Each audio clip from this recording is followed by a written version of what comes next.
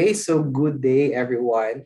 I am Mikey De La Peña, and I head the policy, the innovation, and the research department of Unilab Foundation. So my background is I'm a registered nurse, but went to law school and then joined the NGO, the foundation. So for the past 10 years, my job talaga is to help young people to become leaders in their own schools and their own communities. And I'm very thankful to Department of Education for inviting me here today to at least share to you some of my learnings and some of the experiences that I gained while kumbaga, engage with young people all around the country. So, yon. So, since we are talking about young people, I want to do this as conversational as much as possible. Parang ayoko talaga ng formal discussion, but I will use some slides and then parang conversation lang tayo. I know na very tired kayo, maybe very ano na kayo, information overload now, and then I understand that. So for us to build the right leaders, young leaders for our country, for the Philippines, we must take care of our own selves. We must be able to identify our strengths and weaknesses and be kind to ourselves. So yun yung message ko the time when I start the talk. So yun, I'm sure and I hope okay kayo kung saan man kayong part ng Philippines. Okay, I will be utilizing both English and Filipino because I love the language. And then if you have any questions, you can take down lang and then you can send it to me or to the organizers. Okay, so again, thank you for giving me your time for this opportunity na to discuss an important subject na kailangan ng ating country now. So I will share the slides. Okay. Okay, so this is the Teacher Advisor Training course for Student Leaders and Development Program of the Department of Education. So for our session objectives, so after 20 minutes of discussion, so the participants will be able to, number one, to gain knowledge on how to utilize the positive youth development model as a guide in building future-ready student leaders. And second is for the participants to appreciate your role as student advisors in building future-ready student leaders. So it's very important for me to emphasize to each and every one now what we are building here are not merely students or leaders, but we want to build a future-ready leader. Someone who can really create change, can impact lasting change, even in the young age. And we have done that. So we have a lot of evidence and there's a lot of stories that if a young person given the opportunity, the correct platform, and of course, very important, the correct guidance, an enabling environment that values the strengths, the values, the connection, and the relationship between the teacher advisor and the student, then the youth can actually, the young leader can actually create change from their school, from their home, and even to their community, and even around the country, if it is possible. Okay? But before that, I would like to start lang the presentation by really understanding, to emphasize and to impress the characteristics of the young leaders that we are dealing with. So now I will only focus on two generations. So the generations that you will be handling. One is the Generation Z, those born from 1995 to 2009. The second is the younger ones, Generation Alpha. We call them Generation Alpha, those born from years 2010 to 2024. Hindi pa napapanganak yung iba. Okay, so very important for us to know the characteristics for us, of course, to design better programs, to manage them effectively, and to really provide an enabling environment. We need to understand their characteristics given the timeline and the circumstances surrounding them. Mind you that the number one mistake of coaches and mentors of young people is that most of the time we categorize these pupils or these students in just one box. No? So that is actually wrong. So what we do is that we need to understand each student leader according to his or her generation, having in mind his or her strengths, even his or her weaknesses, and even his or her aspirations. And then we coach them and we lead them. And it's very difficult. It is very challenging given the workload na meron ng mga teachers natin, di ba? So kung add-on lang ang pagiging teacher advisor natin, so understanding and analyzing each student leader is taxing. But it gives us so much joy, I hope, and it gives us so much perspective and energy if we can really deepen our understanding and relationship sa bawat student leader na ating i-handle. Okay, so for Generation Z and Generation Alpha, let's take first their school focus. For Generation Z, they are focused more on exam results. For Generation Alpha, learning skills. So di ba magka-different approach, magka-different focus siya. For work style, the Generation Z more on participative. Meanwhile, Generation Alpha is collaborative. So there makikita mo if you want to have a dynamic and effective mentoring and coaching, for Generation Z, your approach must be more on participative. Okay, so you involve them from the beginning to the end. They love it.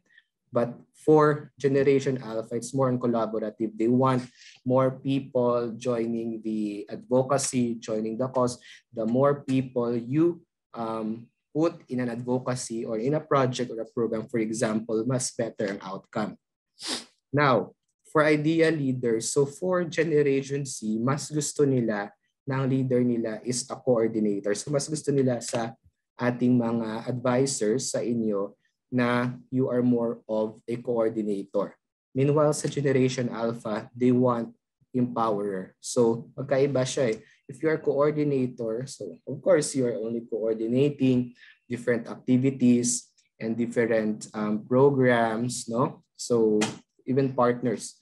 But mas difficult ang gusto ng Generation Alpha because more on empowerers. So you really need to upgrade yourselves, study more, and then learn from the books and from the experiences because mind you, the new generation, the Alpha generation, will not follow you if you are someone that they think na hindi equipped or, di ba, hindi ka equipped, hindi ka ready to really lead them. So yun. Because they lose they lose trust and confidence if their leader, if their mentor is not someone talaga that they respect. And next, education outcomes, of course, employable. So Generation Z, they want to be employed. Meanwhile, Generation Alpha is they are adaptable. So kahit anong skill, kahit anong job yan in the future, the Generation Alpha can adapt because they mastered everything, almost everything, from online digital work, arts man yan, if it is management, leadership, they don't have any problem. Next is the learning style. So if you want to lead a Generation Z na leader, dapat multimodal ang gagamitin natin. So more on what we do in our organization is multimodal siya. It's a mixed. So we have online. So hindi siya, almost siguro 10% lang of the modality is online. But almost 60 to 70% is more on experiential. Doon nila mas na-appreciate yung mga learnings. If you want to teach For example, leadership, you provide platforms and actual experiences where they can practice their leadership skills. Hindi pwede na nagbabasa lang sila ng books, no? Hindi pwede na more on theories lang. We need to expose them. And then the remaining 10 to 20% is more on synthesis or learnings about or on processing, kumbaga, what went well, what went wrong, and then focused on what can be improved. So very important. And then for the Generation Alpha, it's more on virtual. So now, we can see with the pandemic happening, so nag-thrive talaga ang Generation Alpha because they are more adept and equipped in terms of the virtual setup. But it does not stop us from giving them the multimodal approach. Mas okay talaga kapag we provide them the platform and the opportunity sa school. So yung challenge lang ngayon is we don't have face-to-face, but hopefully, if bumalik na yung ating normal lives, so I hope that our coaches can design programs that have multimodal methodologies. And then for influence and advice, very important because the Generation Z believe only through forums. So mas nagbi-believe sila if they hear it through forums. So baka one of the best approach is our coaches can do forums. We bring them to forums either online or offline. Then if they can hear it through their peers. And then yun. And for Generation Alpha naman, chat box naman. So that's why they are very susceptible to fake news.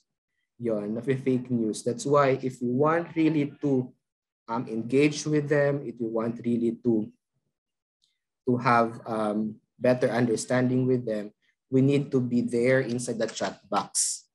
Diba? So very difficult siya, no? But that is the only way, one of the best way for us to engage. Kasi, of course, kung wala ka sa chat box nila, hindi mo sila may influence masyado. So these are the elements or the characteristics of our Generation Z and Generation Alpha. So these are not really 100% true, but of course, these are the results of studies, of experiences. I'm sure you experience na nakakita na kayo ng typical Generation Z and Generation Alpha. We not tackle the millennials. I am a millennial. Maybe many of you there sa ating mga young teachers are millennials, but they're different. They are the different set of leaders. So we will not tackle millennials here.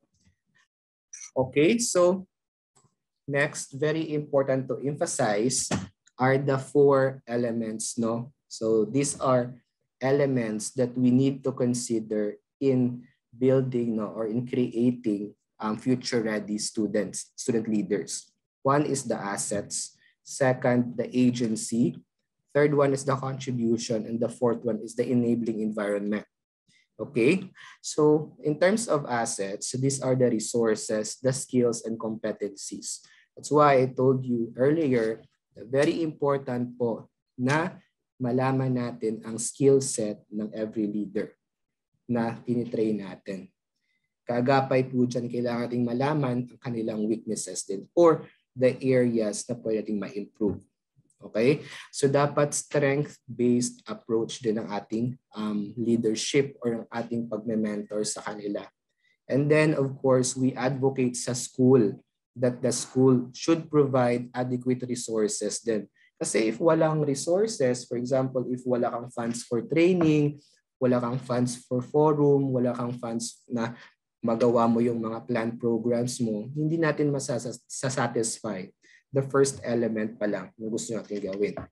Second, if punta tayo sa agency, if okay ang assets natin, may resources ka, may skills and competency ang bata, then we go sa agency. So the agency simply means that the ability of the youth leader or the student leader to employ their skills, and the resources and their competencies and aspirations to make or influence their own decisions. So tayo as mentors, no, as coaches, hindi dapat traditional way kasi is we influence them 100%. Parang that's not really helpful. So what mas effective if we train them on how to use their own faculties then, how to use their own skills and competencies, and then push them towards achieving their own aspiration in life. That is more meaningful because it will deepen not only their potential to success, but more importantly, your relationship with them. That is very important eh.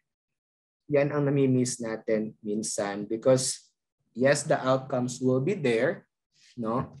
But the relationship in the long run is one of the most important indicators of success in terms of coaching. Dapat ma-view ka nila as not only as their mentor, the leader, but as sometimes as someone na pwede nilang hingan ng tulong. Kumbaga, okay? Of course, with boundaries and with limitations, but someone na nire-respect nila, someone na view nila as a mother and a father, na guardian, na someone who could help them achieve their own goals. And then next is the contribution. So why I'm advocating really that if we design programs for our student leaders, tayong mga coaches, we must emphasize the contribution side of the project. Dapat alam natin kung anong i-contribute ni student leader A, student leader B, student leader C. And in the processing period, dapat i-recognize natin kung ano yung mga contribution na yun. That is very important. Why? Because it will build their socio-emotional skills. Kailangan natin ma-build yung confidence nila. Kumbaga, the feeling na I contributed to something. Kahit anong value mo yan, kahit nagwalis ka lang dyan during the program, or naglagay ka lang ng tarpaulin, or nag-distribute ka ng snacks, tayong mga coaches, ng mga advisors, we really need to give it to them because need nila yon as leaders. Di ba ako, na-build ko ang confidence ko. Dati wala akong self-confidence eh. But my student, yung advisor ko during my elementary days and even during the high school days, is super galing. So ako, wala akong hilig dati mag-run ng Supreme Student Government, yung mga maging leader ng mga organization. But utang ko sa advisor ko talaga yung lahat because he believed in me during that time. And I hope we showed to our mentees na we believed in them because it's very important that someone should believe in them before they can create change, before they become good leaders in their schools and of course in their community, leading their own lives in the future. Okay, and lastly, ito very hirap siya gawin, building an enabling environment. But I hope we can build one. So dapat the youth or the leaders natin are surrounded by an environment that develops and supports lahat ng assets nila, the agency, and of course, they have access to services, and dapat tayong mga mentors tayo, hindi tayo nagsa-stop. So we innovate, we coordinate, and we provide platforms talaga and services na makakatulong sa ating mga student leaders. So yun siya. Okay? So now the question is, how do we develop the assets in the agency? So both sides siya, no? So very important one is we need to do skill building. So kayo, when you have your own programs or your mentees sa school, sabi ko kanina, we need to identify their skills first. So we have a lot of instruments na pwedeng gamitin available in the internet or even in your school or even DepEd can provide. Very important. And then we need to assess the essential skills. So now kami sa Unilab Foundation, we are developing tools to assess the socio-emotional skills ng mga bata. Tapos from the sense of gratitude, hope, resilience. These are the skill set na kailangan natin ma-build as a leader. Because when we focus lang sa hard skill, for those na pumapasok lang sa cerebro natin, iniiwan natin yung heart, nakikita natin hindi siya effective na leader. Nagkakaroon tayo ng problema in the future. Paglaki ng mga students na ito, they become leaders without compassion. And it always points back to the school. Diba? So here pa lang sa school, we have a very unique opportunity to really change the trajectory of the leadership skills ng mga bata. Okay, so next ay ways to develop contribution. So here are the things na pwede natin gawin. So we can provide youth engagement and contribution. And then we can provide also healthy relationships and bonding. So okay din minsan magkaroon kayo ng team building, ng one-on-one conversation with the student leader, and then with the goal of really improving and enhancing the belongingness and the membership, di ba? So very important yan sa contribution side ng things. And ways to develop our enabling environment, very important that we focused on positive norms, expectations, and perceptions. Dapat tayo, very transparent tayo. Tayong mga mentors, we should be very ready. Minsan, di ba, may problema tayo and there are times na medyo down din tayo. Hindi tayo ready to lead a student. So if hindi ka ready, do not. No? Do not. Kung ready ka naman, then go. Kasi if you are not ready, there is a potential threat, di ba? Na maka-impact negatively sa perspective ng bata. Dadalhin yan ng bata throughout his or her life. Then healthy relationships and bonding, I already emphasized this, and the access to age-appropriate and youth-friendly services. So yan yung tatlo na mga elements na pwedeng magawa and how to develop the enabling environment na kailangan ng ating mga student leaders. So yun, so I will stop share. So yun siya, all in all. So I hope you learned something from me today. And if you have any questions, if you have any clarifications, you can send it to the organizers or even directly to me. You can follow me sa Facebook, add as a friend, because my passion talaga is to help schools, especially our coaches, no, mga student leaders natin, to build future ready mga students, because I know the feeling of being a student leader and having an excellent in understanding advisors. Okay, so again, thank you very much. And I hope ang hiling ko lang sa inyo is you pay it forward, no? Gawin natin ang lahat na kaya natin gawin para ma-develop natin yung mga bata na maging leader sila, next leader of this country, because we need them, we need to trust them, and our role is paramount, very important in making it happen. Again, thank you very much, and good day to everyone.